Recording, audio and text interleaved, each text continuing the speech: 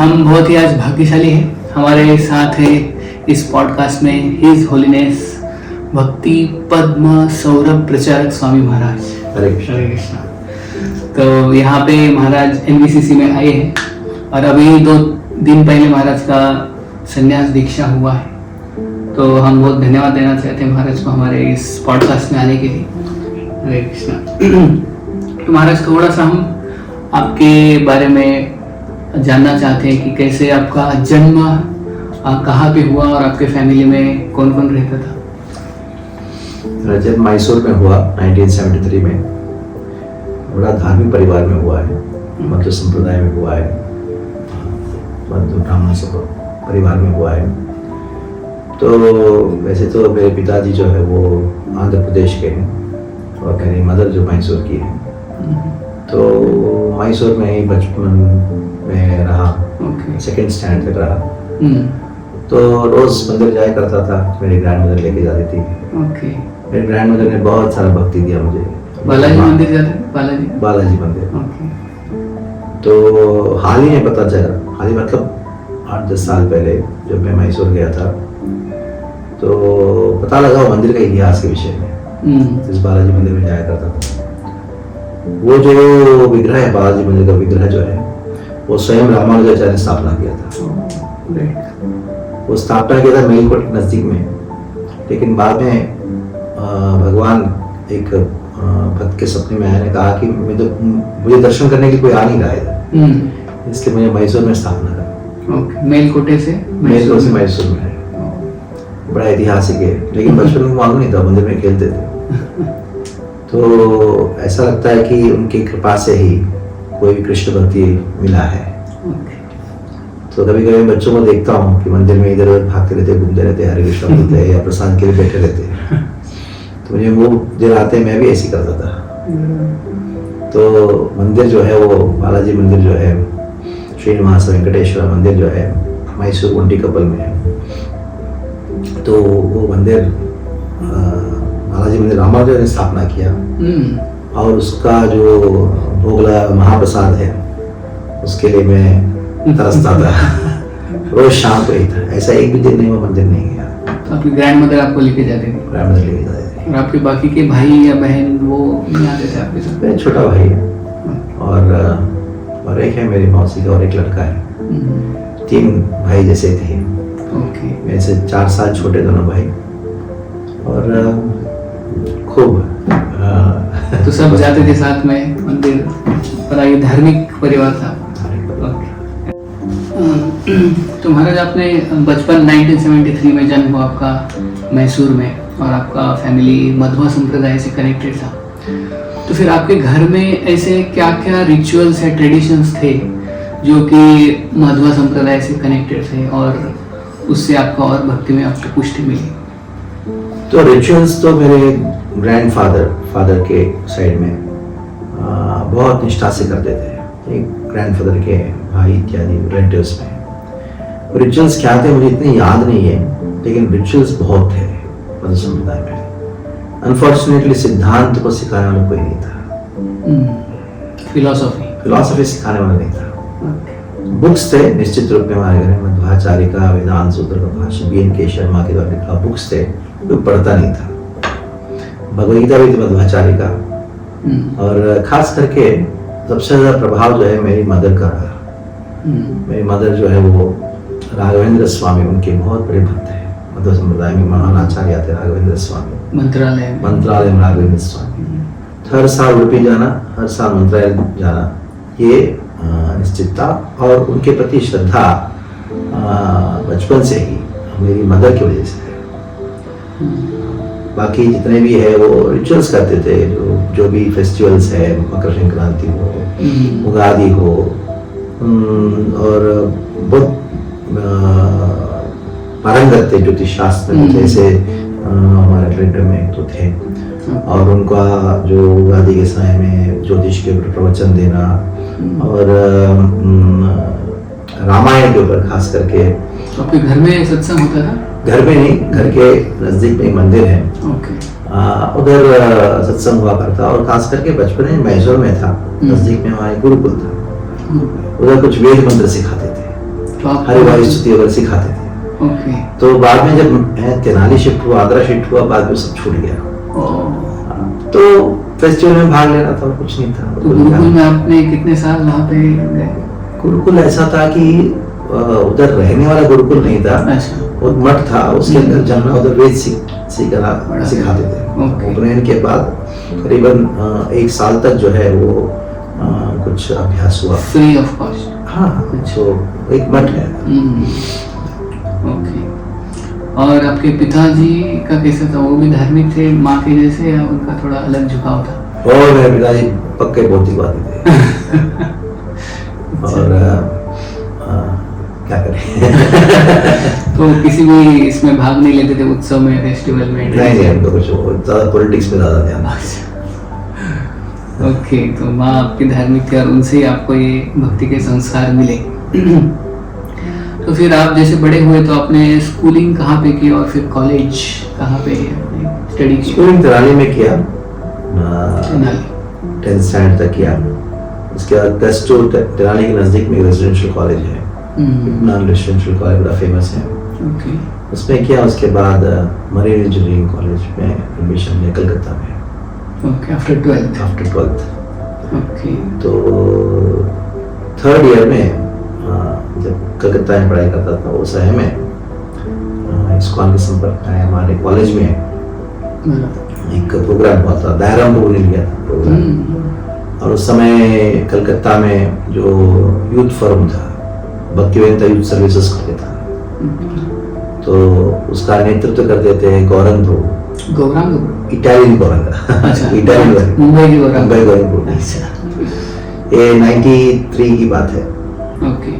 उसके बाद इस्कॉन कलकत्ता में बहुत सेवा किया, जैसे समय मिलता था कॉलेज से निकल जाता था। हर संडे को 3 सी अल्बर्ट रथ यात्रा आयोजन करना, बुक फेयर्स में भाग लेना। प्राय में सात्विक प्रभु करते वाइस प्रेसिडेंट थे उस समय, डिसाइपल है। आद्रिगन प्रभु प्रेसिडेंट थे, उनका राइट हैंड हुआ करता था। अच्छा। यानी कॉलेज करते करते आप इधर जाते थे मंदिर में रेगुलरली, और फिर कॉलेज आपका करीब मरीन इंजीनियरिंग 3 इयर्स कोर्स था? 4 इयर्स, 4 साल। 4 इयर्स कोर्स। फिर उसके बाद आपने जॉब कहाँ पे की? जो मरीन इंजीनियरिंग करता है उनका जॉब जहाज में मिलता है, जहाज जहाँ जाता है उसके साथ चलना पड़ता है। ओके। तो वो स्थिर नहीं होता है, आप पूरे ऑल ओवर द वर्ल्ड जहाज के साथ घूमना, जहाँ जहाज जाता है उनके साथ उधर ही काम करना होता है। ओके। तो पहला जो शिप था वो SR सिस्को का कंपनी में काम किया, मर्चेंट नेवी। पहला जहाज था नंद प्रकृति करके, वो कोस्टल जहाज था। तो बड़ा अच्छा मौका था मुझे कोस्टल जहाज में, क्योंकि वो मद्रास जाया करता था। मद्रास जैसे जाता था तो उस समय मंदिर में जाया करता था। और मैंगलोर भी आता था रेगुलरली, हर हफ्ता आता था। ओके। तो मैंगलोर पोर्ट में जैसे ट्रेन ड्यूटी खत्म करके सुबह 5 बजे उतर के 2 किलोमीटर चल के उधर बस पकड़ के उडुपी मंदिर जाया करता था, बड़ी बिग। उधर हर हफ्ता प्राय उडुपी मंदिर में जाके उधर प्रसाद लेके जप करके उनके सामने वो एक भाग्य रहा। उसके बाद दूसरा जो साल है वो एप्टा का एक जहाज था, वो मॉन्टे कार्लो का कंपनी है। वो जहाज अलग अलग जगह जाता था। तो उस समय में देशों में बहुत सारे मंदिरों में, मियामी गए और न्यू ऑर्लिन्स गया था। वैसे जो साउथ कोस्टल एरिया है अमेरिका, ऑस्ट्रेलिया मंदिरों में नहीं गया। ऑस्ट्रेलिया गया था, जहाँ देखो कोई मंदिर नहीं था। और ट्रिनिडाड में गया था। तो वो बहुत अच्छा समय था, क्योंकि वो लंबा मंदिर और साथ साथ में जो लंबा सेलिंग होता है उसमें ज्यादा काम नहीं रहता, खाली वॉच कीपिंग रहता है। तो उससे भागवत 4-5 घंटा रोज पढ़ने का बड़ा भाग्य मिला। ओके। तो ऐसे कितने साल आपका जॉब चला शिप पे? 3 साल। 3 साल। 3 साल। उसके बाद मैंने ठान लिया था ज्वाइन करने का जो विचार था मेरा, कॉलेज के समय में भी हो गया था, लेकिन पता नहीं उतना वैराग्य नहीं आया। शिप पे वैराग्य आ गया थोड़ा। वैराग्य आया तो मैंने सोचा कि तीसरा जो साल है आखिरी कॉन्ट्रैक्ट है वो ज्वाइन करें। महाराज आपका जैसे शिप पे आप थे 3 साल ऑलमोस्ट, तो उसमें आप कैसे फॉलो करते थे ये सब, क्योंकि शिप में तो बहुत डिफिकल्ट लाइफ होता है, सुबह उठना, फिर चैंटिंग, फॉलोइंग, देन क्योंकि मेडिटेटिंग, वाइन, उधर तो काफ़ी सारे गलत गलत हैबिट्स रहते हैं सब सेलर्स को, तो उसमें आपने भक्ति कैसे टिकाए थे? पता नहीं भगवान की क्या कृपा है, सबसे अच्छा भक्ति वही 3 साल में हुआ है। अच्छा। कारण क्या है कि उधर और कोई काम है ही नहीं, ओके। कोई डिस्ट्रैक्शन नहीं, उससे मिलो इससे मिलो, कुछ है ही नहीं, कोई सोशल लाइफ तो है ही नहीं। ज़्यादा वो एसोसिएशन उधर, क्योंकि उधर सोशल लाइफ जो पे कर होता है उसी को सोशल लाइफ है, मैं तो पे कर दूँ। तो वैसे सुबह 4-4 घंटे का ड्यूटी रहता है, बाकी टाइम में करेगा क्या व्यक्ति? तो लोग जहाज में इसलिए पीते हैं क्योंकि कुछ करने के लिए नहीं है, इसलिए पीकर होते हैं। तो भगवान की कृपा से भगवान ने मुझे वो भागवत का कृष्ण प्रेम रस पिलाया है। वो जो भागवत का अध्ययन करने का जो आनंद वो 3 साल में आया ना, वो आनंद आज तक नहीं मिला। 4 घंटा 5 घंटा कैसे निकल जा रहा था भागवत का अध्ययन करते करते, मुझे अभी 1 घंटा पढ़ता हूँ तो 1 घंटा हो गया मुझे, तो वो 4-5 घंटा 4-5 मिनट जैसे लगता था। ऐसे अकेले कैबिन में, अकेले कैबिन कुछ तो इतना ही, खाली पढ़ना ही नहीं है, कभी कभी वो पढ़ते पढ़ते कुछ ऐसा कुछ अनुभूति होती है, बोलना प्रारंभ करता था। उस सामने का आईना था, ओके, तो मुझे याद है उस आईने में मैं ही दिखता हूँ, कोई दिखता ही नहीं। और प्रवचन दे रहा था, पता नहीं कहाँ से प्रवचन आता था। अच्छा, जो पढ़ा है वो आप बोलते थे? पढ़ा हुआ अपने आप बोलता था श्लोक, तो पता नहीं कहाँ से क्या क्या श्लोक आता था। अभी एक प्रकार का पागलपंथी था। मैं भगवान से आप प्रार्थना करता हूँ, वो पागलपंथी अभी क्यों नहीं दिखता? अच्छा, those were your best best. अच्छा, और हमारे जैसे शिप पे वेजिटेरियन फूड वगैरह मिलता था आपको, प्रसाद कैसे? वेजिटेरियन मिलता है लेकिन शुद्ध नहीं होता, उसके अंदर लहसुन प्याज रहता था। तो दाल होता था, दाल के ऊपर तड़का मारते थे, लहसुन प्याज तड़का, वो तड़का निकाल के अच्छा, छान के वो छान के, और एक था बहुत सारे फ्रूट्स थे। मेरे कैप्टन ने कहा था ये जो इसको जो जितना फ्रूट चलता है, जितना जो भी चाहिए दे देना। ओके, तो उनको पता था कि ये आप हरे कृष्ण वाले हो और ये सब फॉलो कर, पूरा पता था। ओके, इसलिए इज्जत देते थे। लोग सोचते हैं कि एक सोशल नहीं है तो आपको इज्जत नहीं मिलेगा, आपको बहिष्कार किया जाएगा। कैप्टन से लेके पूरा जितने भी आयोजन होते हैं टेक साइड पे, सब लोग मुझे संत के रूप में देखते थे। कुछ तो प्रणाम भी करते थे, क्योंकि क्या होता है, मैं नॉनवेज नहीं खाता हूँ, दशा नहीं करता हूँ, अच्छा, और विचार नहीं करता हूँ।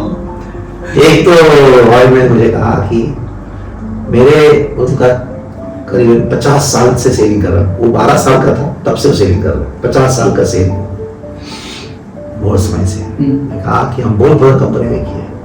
फिर उन्होंने कहा कि मैंने आज तक जो है मेरे जीवन में जहाज में आया और नशा नहीं करता हो, विचार नहीं करता, उसको देखा नहीं मैं, और उसको बैठा के मैं गीता पढ़ाता था।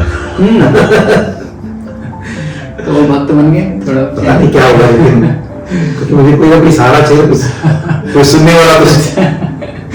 ओके ओके, अच्छे दिन थे 3 साल, क्योंकि और कोई डिस्ट्रैक्शन है नहीं। जब करो, और क्या जपा जो है वो ड्यूटी के टाइम हो जाता है, क्योंकि वॉच कीपिंग है, वॉच कीपिंग में कोई जब करते हो देखने का आधा घंटे में एक बार जाके बराबर चल रहा है नहीं होता है।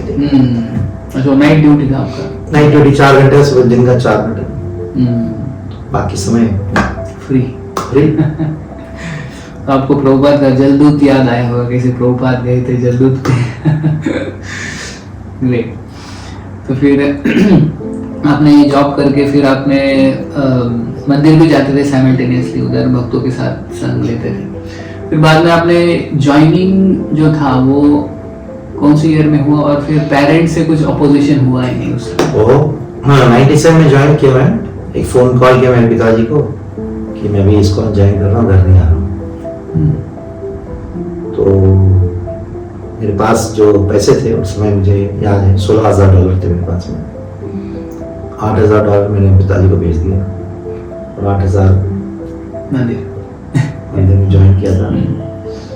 वैसे तो मुझे ज्वाइन करना था, उडुपी में एक स्कूल था, हिज ग्रेस आत्मदत्त प्रभु ने खोला था। मैं बड़ा प्रभावित था कि उनका सिद्धांत का वर्णन में, लेकिन उनके साथ संपर्क नहीं हो पा रहा था। मैं जब जहाज छोड़ा तो उधर ही रहते थे उडुपी में, बाद पता लगा वो बंद हो गया। तो इस कारण चौपाटी गया क्योंकि मुझे मेरा संपर्क माधव प्रभु और उस समय देवामृत प्रभु अभी बद्र स्वामी के साथ में आते। तो मैंने 3 महीने जब छुट्टी होता था उस समय 96 में सेंटिल ने बहुत सारा डिबेट कंपटीशन था, उसमें महाराज के साथ था। तो उस समय मुझे कुछ दिन रहना था चौपाटी का, उधर मैनेजमेंट ने कहा रह नहीं सकते। तो बद्रेश्वर महाराज ने कहा कि मैं अभी हॉस्पिटल जा रहा हूँ, उधर हॉस्पिटल बद्रीनाथ हॉस्पिटल, उधर मेरा मंदिर है, उधर रह जाऊँ। अच्छा, तो मेरे साथ में आना। तभी आपने ज्वाइन नहीं किया था? नहीं किया था, ज्वाइन मेरठ से किया। ओके। 28 अगस्त 1997। ओके। 24 को जन्माष्टमी था। उस दिन हिजोनेस गोपाल कृष्ण महाराज का संपर्क हुआ। ओके। किसने कहा कि मुझे ये आपके गुरु है। अच्छा। मुझे नहीं मालूम था कि इसको हमें दीक्षा इत्यादि चीजें होती हैं। तो गुरु है तो प्रणाम करना है, कर देते, सन्यासी है। बाद में तुरंत जन्माष्टमी को लेने गए दिल्ली। महाराज के साथ दिल्ली चले? महाराज निकल गए थे, भक्तों ने कहा चलो दिल्ली जा रहे हैं, व्यास पूजा के लिए। व्यास पूजा तो व्यास पूजा ने मेरे समय में महाराज कुछ प्रश्न पूछे, क्या लोग बोल रहे दीक्षा लेना आपसे।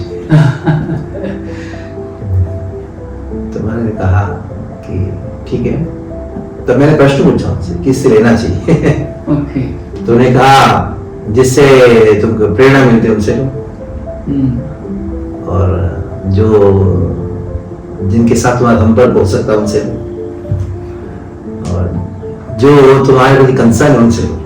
मैंने वो तीनों चीज में देखा तो जनवरी में दीक्षा 98 जनवरी 98 एक साल के बाद ज्वाइनिंग के बाद जस्ट एक साल भी नहीं हुआ, 6-7 महीने, लेकिन 16 माह तो मैं करता ही था। उसका कोई तो तब महाराज से मैंने पूछा कि मैं ज्वाइन किया इस उद्देश्य के साथ में मैं उडुपी जाऊँ, उधर आत्मदत्त प्रभु के साथ में रहूँ। अभी उनका संपर्क नहीं हो रहा है, लेकिन बताइए अभी मुझे, मैं तो ज्वाइन कर लिया हूँ, कौन से मंदिर में रहना है। तो महाराज ने कहा कि भगवान ने तुमको मीरा रोड भेजा है, तो उधर रह जाओ। तभी छोटा मंदिर था और छोटा शेड था और 1-2 ही रूम थे। 97 को ज्वाइन किया। 97। तो उस समय से फिर आपने कौन से सेवाएं या और फिर उधर डिपार्टमेंट्स कौन से संभाले मीरा रोड टेम्पल में? उस समय डिपार्टमेंट में कुछ था ही नहीं। कुछ भक्त ही रहेंगे भक्त का। हाँ, भक्त थे, कांग्रेशन भक्त सब कुछ थे, लेकिन मेरा सबसे पहला सेवा टेम्पल कमांडर का था, न्यू बुद्ध डायरेक्टर, 2 सेवा थे। ओके। और कितने ब्रह्मचारी रहते थे उस समय? उस समय ब्रह्मचारियों का संख्या गिनेंगे तो 5-6 रहते थे, लेकिन मैं और उस समय वनमाली प्रभु, अभी वनमाली महाराज है, और महिदर प्रभु मेरा मित्र है। और एक कारण था मेरठ में रहने का, क्योंकि मेरा ही क्लासमेट महिदर प्रभु, उन्होंने भी ज्वाइन किया था। वो ज्वाइन किया था, वही मंदिर ज्वाइन किया था। तो अभी वो तो अपने घर में है अभी।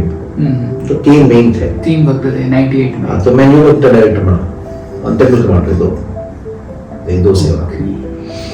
तो बहुत साल तक यही सेवा किया मैंने। तो टेम्पल कमांडर का अर्थ क्या है कि सारे सेवा उसका है। जहाँ समस्या आती है उसकी वजह से हुआ। तो वो बहुत अच्छा ट्रेनिंग था सब कुछ सहन करने का। न्यूमल डायरेक्टर कि जून में उस समय ऐसा एक रूल बन गया था, जो ग्रेजुएट है उसी को हम फुल टाइम देंगे, ऐसा रूल बना था उस समय। जून मंदिर जून ओके। वो समय जून में बहुत सारे लोग आके ऐसे ज्वाइन करने गया थे। जैसे हमारा संकीर्तन बस जाता है, गांव गांव में जाता है, तो कोई बुक पढ़ लिया, एड्रेस देख लिया, जो आ जाते थे ज्वाइन करने के लिए। अभी इस प्रकार का देखने को नहीं होता है, लेकिन उस समय बहुत आते थे। हाँ, ऐसा नहीं कि किसी ने कॉलेज प्रीचिंग, यूथ प्रीचिंग किया, वो किया, ऐसा किताबें पढ़ लिया तो आ गए ज्वाइन करेंगे, मुझे बहुत बुलाते थे। लेकिन जो मैं ऐसा था कि कुछ नहीं, ग्रेजुएट होंगे तभी लेंगे, ऐसा कुछ रूल है। लेकिन फिर भी आते थे, वो मेरा भेजते थे उधर फिट नहीं हो रहा क्राइटेरिया में, तो इधर भेजते। या उधर कोई कुछ समस्या आती किसी को, ओके, तो पनिशमेंट में मेरे को उस टाइम मच्छर रोग होते थे, मच्छर बहुत। आप हरे कृष्ण जब करोगे तो कम से कम 8-10 मच्छर अंदर जाएंगे, अंदर बाहर ऐसा स्थिति। तो पनिशमेंट में भेजते थे। तो उस टाइम हम अच्छी तरह से देखभाल किया सारे भक्तों को। तुम्हारा अभी कितने ब्रह्मचारी हैं मीरा रोड टेम्पल में? तभी तो 3 से शुरू किया था आपने 98 में। देखिए मीरा रोड में अभी तो 20 है, लेकिन एक्सपोर्ट बहुत हुए अलग अलग जगह पे प्रचार। इतने सालों में मैं अगर कहीं सेवा जो है ऐसा क्षेत्र में इतना कर नहीं पाया, जो अफसोस मुझे महसूस होता है, तो वो यूथ प्रीचिंग जो करना था स्वयं से डायरेक्ट, इनडायरेक्ट तो बहुत जगह प्रेरणा के रूप में किया, लेकिन डायरेक्ट कर नहीं पाया। पता नहीं बहाना हो सकता है या सच भी हो सकता है। वैसी परिस्थिति थी मेरा में क्योंकि आपका सेवा था उधर, वो सेवा भी था, और कोई हॉस्टल ये ऐसा इस प्रकार का लोकल प्रीचिंग ज्यादा था। हम जो गौड़ी वैष्णव है, जो ब्रह्म महात्मा गौड़ी वैष्णव, तो उसमें गौड़ी वैष्णविज्म में और मध्वा संप्रदाय में तो सामान्यता है, लेकिन उसमें क्या डिफरेंस है जो आपको, क्योंकि आपको पहले से पता है मध्व संप्रदाय और आप गौड़ी संप्रदाय, तो उसमें डिफरेंस क्या है गौड़ी और मध्वा में? तत्व में कोई डिफरेंस नहीं है, रसभेद है। ऐसे गौड़ी संप्रदाय के अंतर्गत भी बहुत सारे भक्त भगवान श्री कृष्ण को अलग अलग रसों में देखते हैं। भले ही हमारा मूल है माधुर्य में, कुछ वात्सल्य में भी करते हैं, नागा भक्ति। तो ऐसे मध्व संप्रदाय का जो सिद्धांत है, मध्वाचार्य का सिद्धांत है, वही सिद्धांत श्री बलदेव विद्याभूषण प्रभु ने स्वीकार करके वेदांत सूत्र को रचना की, वेदांत भाष्य गोविंद भाष्य को रचना किया। और श्री प्रभुपाद जी गीता भूषण यानी बलदेव विद्याभूषण प्रभु का जो गीता की टीका है, उसके आधार पे ही उन्होंने भगवदगीता और समर्पण भी उनको करते हैं। तो आप संबंध देख सकते हो, हम जिस गीता का प्रचार करते हैं, वो जो गीता का जो टीका है, प्रभुपाद जी ने किसको समर्पण किया? बलदेव विद्याभूषण प्रभु को। समर्पण ही नहीं, 70% प्राय उसका अनुवाद है, आधुनिक अनुवाद है, ताकि हम समझ पाए बस। जैसे कोई भोजन होता है, बोले कितना ही स्वादिष्ट है, बच्चा खा नहीं पाता खुद से, माँ उसको खिलाती है। उसे प्रभुपाद ने क्या किया, बलदेव विद्याभूषण का जब प्रभु का जो टीका है, गीता टीका है, वो भोजन जैसा है, उसको उन्होंने अच्छी तरह से माँ के रूप में खिलाया ताकि जल्दी डाइजेस्ट हो जाए, ताकि उसको आपको स्वाद मिले, वेट कर पाए। तो बलदेव विद्याभूषण प्रभु ने ग्रंथ रचना की, उसका नाम है प्रमेय रत्नावली। उसमें 9 प्रमेयों को वर्णन करते हैं। वो 9 प्रमेय कुछ और नहीं है, बल्कि मध्वाचार्य के द्वारा स्थापना के 9 प्रमेय है। स्वयं मध्वाचार्य नहीं, स्वयं वादिराज तीर्थ ने मध्वाचार्य सिद्धांत में 9 प्रमेय करके कहा, और बलदेव विद्याभूषण प्रभु ने वही 9 प्रमेयों को दूसरे रूपांतर करके दिया। श्रीमद् प्राह विष्णु परतरम अज्ञान न्याय वेद्यम इदम सत्यम विश्वम सत्यम। तो इसमें ये 9 प्रमेय, 9 सिद्धांत है मध्वाचार्य को, उसी को उपनिषदि कृष्ण चैतन्य चैतन्य महाप्रभु ने इसी को उपदेश दिया करके भले विद्या को शुरू कहते हैं। तो फिर आपका प्रश्न ये था कि अंतर दिखाई पड़ रहा है, तो अंतर किसमें है? वो बतीनों ठाकुर वही नौ प्रमेयों को लेके दशगुण बनाते हैं। ओके। उसमें एक एक्स्ट्रा ऐड करते हैं, नौ प्रमेयों को थोड़ा सा एक को दो किया, दो को एक करके ऐसा करते 9 प्लस एक ऐड करते हैं। 10। कौन सा एक जिन्होंने ऐड किया? रसाध्य। कृष्ण को वो अखिल रसामृत मूर्ति के रूप में देखना है गौरी धारा है, कृष्ण को भगवान के रूप में देखना मध्वा। में आपका 2 दिन पहले संन्यास हुआ है, और अभी संन्यास जो है, संन्यास लेने के बाद क्या अलग सा हो जाता है एक ब्रह्मचारी के जीवन से? एक संन्यास लेने क्या रिस्पॉन्सिबिलिटी आ जाता है उसके जीवन में? क्या उसको चेंज करना पड़ता है? What is expected from a सन्यासी?